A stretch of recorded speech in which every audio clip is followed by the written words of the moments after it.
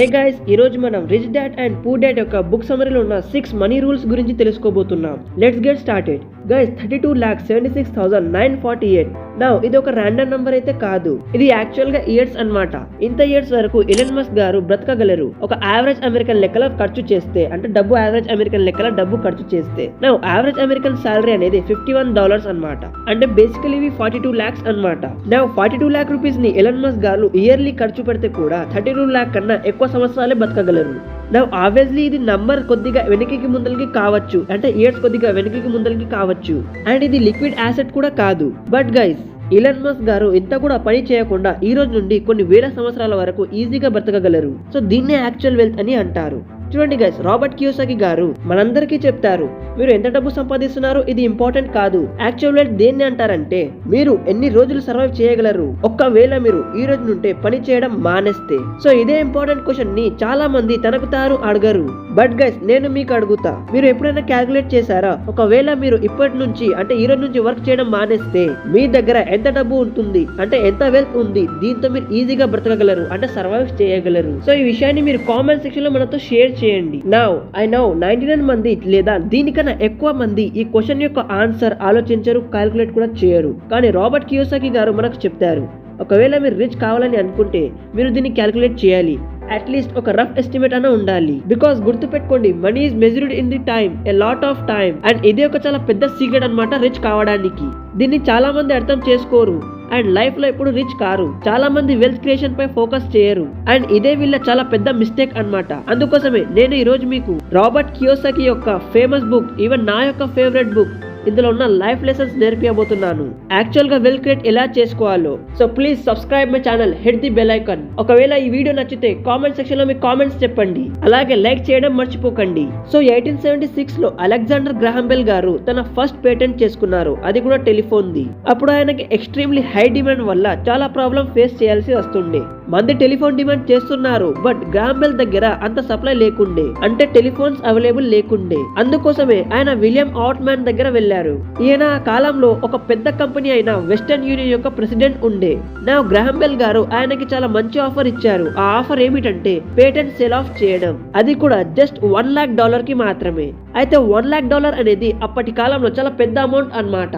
అందుకే విలియం గారు are you mad అని తిట్టి ఆ ఆఫర్ ని రిజెక్ట్ చేశారు. సో అక్కడి నుంచి గ్రాహం బెల్ గారు వెళ్లిపోయారు. ఇలా జరిగిన తర్వాత గ్రాహం బెల్ గారు ఒక $multi-billion కంపెనీని బిల్డ్ చేశారు. దాని పేరు వచ్చేసాక AT&T అన్నమాట. నౌ ఆబ్వియస్లీ విలియం గారికి ఆ పేటెంట్ బై చేయకపోవడం వల్ల చాలా లాస్ వచ్చింది, అంటే ఆయన లైఫ్ లో ఒక పెద్ద మిస్టేక్ జరిగింది. అయితే ఇలా ఎందుకు జరిగిందంటే 2 రీజన్స్ వల్ల చెప్పవచ్చు. సో ఇదే రీజన్స్ వల్ల మనం కూడా లైఫ్ లో ముందుకు పోము. ఆ రీజన్స్ వచ్చేసాక డౌట్ అండ్ ఫియర్ అన్నమాట. మీరు కూడా ఇలాంటి సిచ్యువేషన్ ని ఫేస్ చేసే ఉంటారు. స్కూల్ లేదా కాలేజ్ టైంలో టీచర్ ఏదైనా క్వశ్చన్ అడిగితే ఆ క్వశ్చన్ యొక్క ఆన్సర్ మీకు తెలిసి ఉంటే, అంటే ఆ క్వశ్చన్ యొక్క ఆన్సర్ మీకు తెలిసి ఉంటే కూడా మీరు ఆన్సర్ చెప్పారు. ఎందుకు?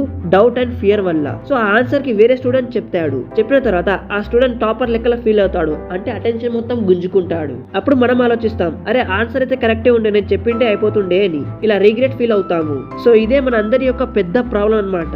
బికాస్ మనకి మనలో ఉన్న పవర్ ని కన్వర్ట్ చేయడం రావాలి, మన నాలెడ్జ్ యొక్క బెనిఫిట్స్ తీయడానికి రావాలి, లేదంటే మన నాలెడ్జ్ యొక్క విలువ అనేది లేకుంటది. గుర్తు పెట్టుకోండి, నేను చెప్పబోయేది చాలా పవర్ఫుల్ లైన్ అన్నమాట.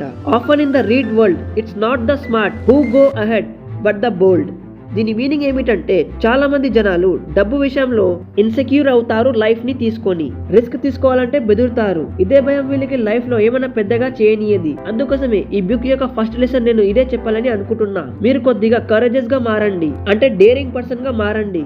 సో మీరు కరేజెస్ మనిషి అని ఏదైతే అది రిస్క్ తీసుకోకుండా కొద్దిగా క్యాల్కులేట్ రిస్క్ తీసుకోవాలని అనుకుంటున్నా. చెప్పేది ఏమిటంటే రిస్క్ తీసుకునేటప్పుడు కొద్దిగా క్యాల్కులేట్ చేసుకోవాలి. ఒక థింగ్ అర్థం చేసుకోండి, దీన్నే అంటారు ఫైనాన్షియల్ లిటరసీ. దీనిపైనే చాలా ఫోకస్ చేస్తారు మన రాబర్ట్ కియోసాకి గారు. నా ఫైనాన్షియల్ లిటరసీ ఎందుకు ఇంపార్టెంట్ అంటే 1923లో ఒక గ్రూప్ ఆఫ్ లీడర్స్ ఉండేవారు, అంటే చాలా పెద్ద బిజినెస్ మ్యాన్స్ అన్నమాట. వీళ్ళు ఒక మీటింగ్ చేశారు ఎడ్జ్ వాటర్ బీచ్ అనే హోటల్లో. సో ఆ రిచ్ పీపుల్స్ యొక్క పేర్లు వచ్చేసాక చార్లెస్ ష్వాబ్, ఈయన హెడ్ ఉండే స్టీల్ లార్జెస్ట్ కంపెనీ యొక్క. శామ్యుయల్ ఇన్సల్వ్, ఈయన ప్రెసిడెంట్ ఉండే చాలా పెద్ద యుటిలిటీస్ యొక్క. హవర్డ్ హాప్సన్, ఈయన లార్జెస్ట్ గ్యాస్ కంపెనీ యొక్క ఓనర్ ఉండే. ఇలా చాలా పెద్ద పెద్ద బిజినెస్ మ్యాన్స్ అక్కడ వచ్చిండ్రు. But guess what, after 25 years తర్వాత వీళ్ళంతా బ్యాంక్రప్ట్ అయిపోయారు. సో ఇలా ఎందుకు జరిగిందంటే 1929లో వచ్చిన మార్కెట్ క్రాష్ వల్ల, అంటే మార్కెట్ డౌన్ ఫాల్ వెళ్ళడం వల్ల.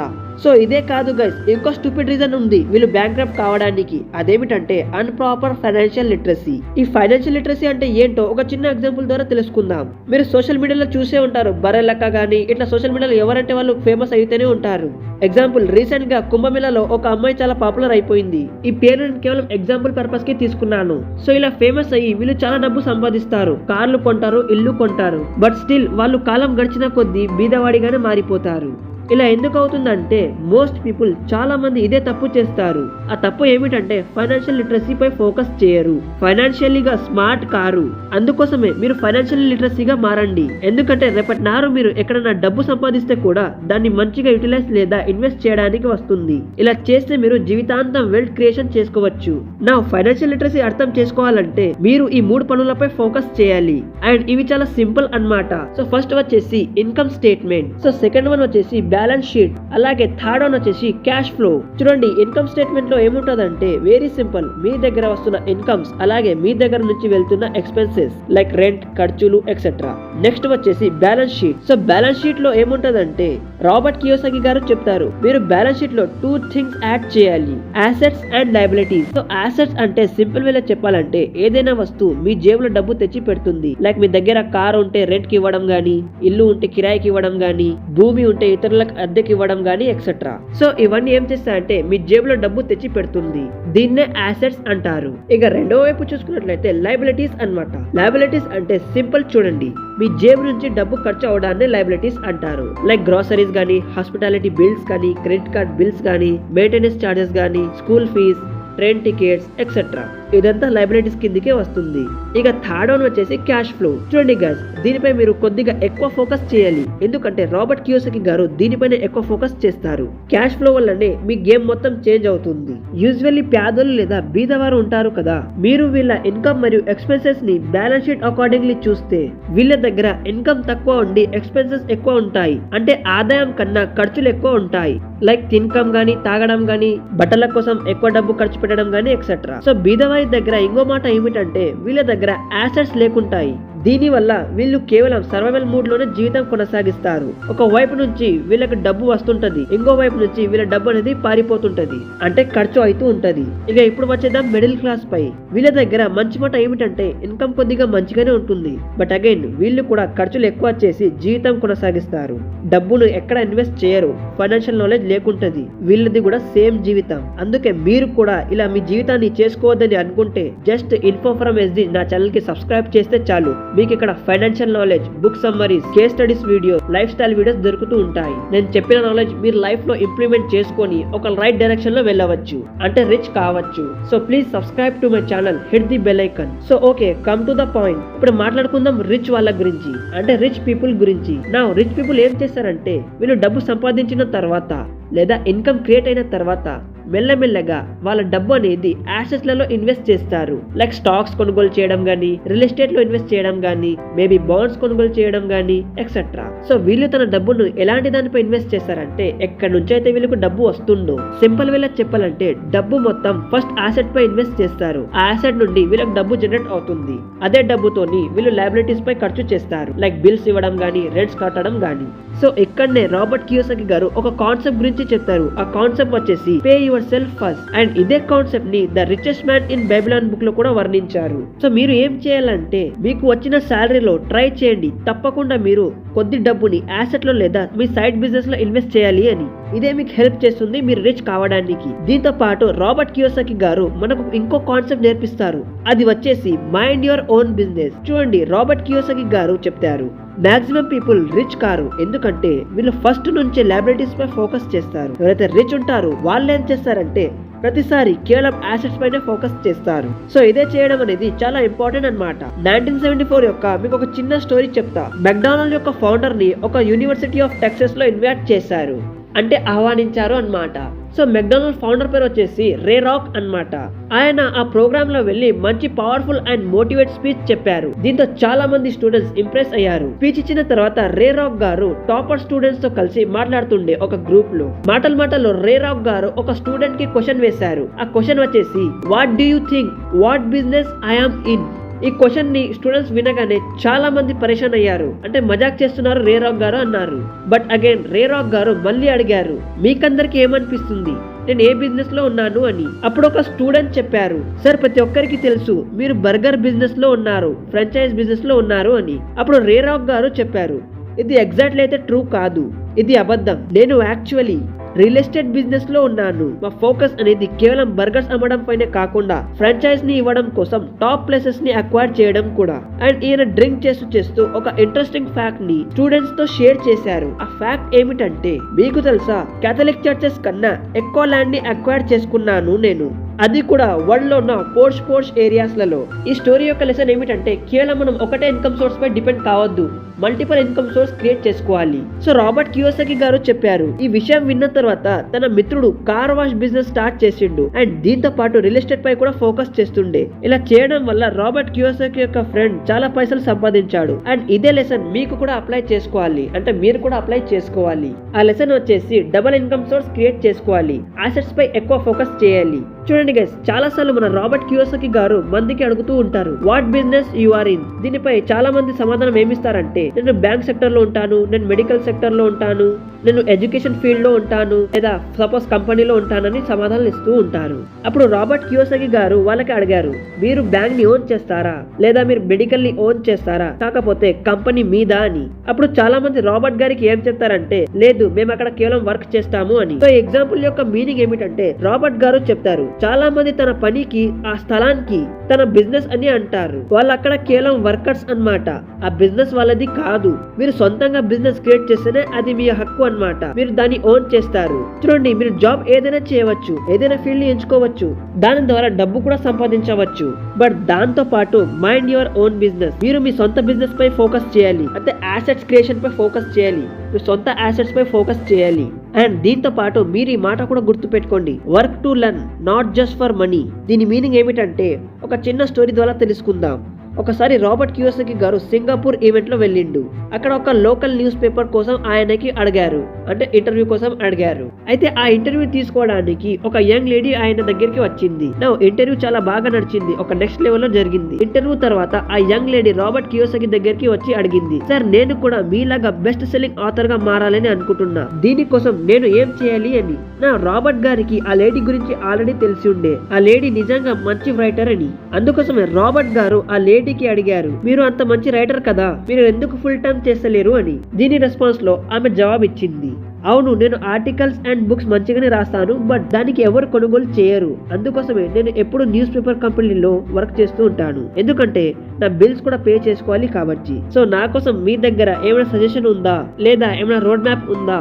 సో రాబర్ట్ కియోసాకి గారు ఈ మాట విన్నాగానే ఇమీడియట్లీ ఎస్ ఉంది అని చెప్పారు. నా ఫ్రెండ్ ఉన్నాడు, సేల్స్ నేర్పిస్తారు, మీరు అక్కడ వెళ్ళి ఆయన యొక్క సెమినార్స్ ని అటెండ్ చేయాలి అని. నా ఈ సమాధానం ఆ లేడీకి నచ్చలేదు, ఆమె చాలా కోపమైంది. ఆ లేడీ అన్నది, మీరు ఏం చెప్తున్నారు, నేను మళ్ళీ స్కూల్ కాలేజెస్ కి వెళ్ళాలా, వెళ్ళి అక్కడ నేర్చుకోవాలా, నేను ఆల్రెడీ మాస్టరీ చేశాను ఇంగ్లీష్ లిటరేచర్ లో అండ్ ఐఆమ్ ప్రొఫెషనల్, అయినా సరే నాకు సేల్స్ అంటే కూడా చాలా కోపం, నాకు కొంచెం కూడా సేల్స్ అంటే ఇంట్రెస్ట్ లేదు, ఇలా ఆమె చెప్తూ ఉండేది.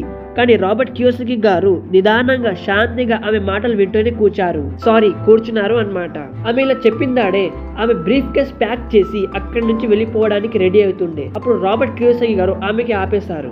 ఆపి తన బుక్ చూపించారు, చూడు దీనిపై ఏం రాసి ఉంది, ఒక్కసారి ఈ సెంటెన్స్ ని చదువు అని చెప్పారు. ఆమె ఆ సెంటెన్స్ ని చదివింది. ఆ సెంటెన్స్ వచ్చేసి, Robert Kiyosaki best selling author of the book Rich Dad and Poor Dad. ఆమె చదివిన తర్వాత రాబర్ట్ కియోసాకి గారు కేవలం ఒక ఫింగర్ తీసుకొని ఒక వర్డ్ పై పెట్టారు. వర్డ్ వచ్చేసి బెస్ట్ సెల్లింగ్ ఆథర్. ఆయన ఆ లేడీకి అర్థం చేయించారు, చూడు నేను మంచి రైటర్ ని అయితే కాదు, నా రైటింగ్ స్కిల్ అంత మంచిగా అయితే లేదు, but I'm a good seller, అంటే నేను ఒక మంచి సెల్లర్ ని. రైటింగ్ ఎంత మంచిగా అయినా పర్లేదు, ఒకవేళ నీ బుక్ ఎవరు కొనుగోలు చేయలేకపోతే ఏం లాభం. అందుకోసమే సేల్స్ అనేది చాలా ఇంపార్టెంట్, సేల్స్ గురించి నేర్చుకోవడం చాలా అంటే చాలా ఇంపార్టెంట్. సో ఇదే రూల్ ని రాబర్ట్ కియోసాకి గారు చాలా మందికి నేర్పిస్తారు. చాలా సార్లు మనలో చాలా మంది ఏం చేస్తారంటే, డబ్బు సంపాదించడంలో బిజీ అయ్యి లెర్నింగ్ మర్చిపోతారు. దీంతో చాలా ఆపర్చునిటీస్ మిస్ అవుతాయి, అంటే మన చేతికి వచ్చి కూడా రానట్టు ఉంటుంది. మన దగ్గర స్మార్టెస్ట్ ఉన్నా అండ్ ఎడ్యుకేషన్ కూడా ఉన్నా, బట్ స్టిల్ మనం దాని యొక్క బెనిఫిట్స్ ని ఉపయోగించుకోము, ఎందుకంటే మన ఫోకస్ కేవలం డబ్బు సంపాదించడంపై ఉంటుంది. కానీ గైస్ నేర్చుకోవడంపై ఉండదు. మనం సేల్స్ లాంటి ఇంపార్టెంట్ స్కిల్ ని మర్చిపోతాము, ఇగ్నోర్ చేస్తాము. సో మీరు కూడా డబ్బు సంపాదించడంతో పాటు నేర్చుకోవడంపై ఎక్కువ ఫోకస్ చేయాలి. సో ఇవన్నీ నేను rich dad poor dad book నుండి నేర్చుకున్న రూల్స్ అన్నమాట. ఇటువంటి చాలా టాపిక్స్ ఉన్నాయి. ఈ బుక్ మీరు తప్పకుండా చదవండి గైస్. ఒకవేళ మీరు రిచ్ కావాలని అనుకుంటే మీరు బుక్స్ చదవడం చాలా అంటే చాలా ఇంపార్టెంట్. చాలా మంది బుక్స్ చదవకపోతారు ఎందుకంటే ఇంగ్లీష్ అర్థం కాదు, అలాగే లాంగ్వేజ్ కూడా కొద్దిగా రాదు. సో నేనేం చేస్తున్నానంటే మీ బిహాఫ్ పై బుక్స్ చదివి అందులో ఉన్న మెయిన్ పాయింట్స్ ని సమ్మరైజ్ చేసి దీన్ని స్టోరీ రూపంలో కన్వర్ట్ చేసి తెలుగు ఛానల్ క్రియేట్ చేశాను. ఈ ఛానల్ నేను అప్లోడ్ చేస్తున్నాను. సో ప్లీజ్ మీరు తప్పకుండా నా బుక్ సమ్మరీస్ ని చూడండి. ఇక్కడ నుంచి స్టాక్ మార్కెట్ వీడియోస్ కానీ బుక్ సమ్మరీ వీడియోస్ కానీ వస్తుంటాయి. సో ప్లీజ్ మీరు సపోర్ట్ ఇవ్వండి గైస్. నేను వేస్తున్న ఎఫర్ట్స్ మంచిగా అనిపిస్తే తప్పకుండా ఈ వీడియోకి లైక్ చేయండి అండ్ ఈ వీడియోని ఇతరులతో అంటే ఫ్యామిలీ మెంబర్స్ తో ఫ్రెండ్స్ తో షేర్ చేయండి. అలాగే బెల్ ఐకాన్ ప్రెస్ చేయడం మర్చిపోకండి. కలుద్దాం ఇంకొకటి మంచి ఇంట్రెస్టింగ్ వీడియోతో. అప్పటి వరకు సెలవు. And guys next video book summary ఏ బుక్ సమ్మరీ పై తీయాలో అది కూడా కామెంట్ చేయండి. అండ్ వీడియో ఇక్కడ వరకు లాస్ట్ వరకు చూసినందుకు నా ద్వారా చాలా చాలా థ్యాంక్స్ అండి. మీ సపోర్ట్ నేను సచ్చినంత వరకు మర్చిపోను. నేను నా మనసులో ఉన్న ఒక మాట చెప్పాలని అనుకుంటున్నా. బుక్స్ నా లైఫ్ చేంజ్ చేశాయండి, మీ లైఫ్ కూడా చేంజ్ చేస్తుంది.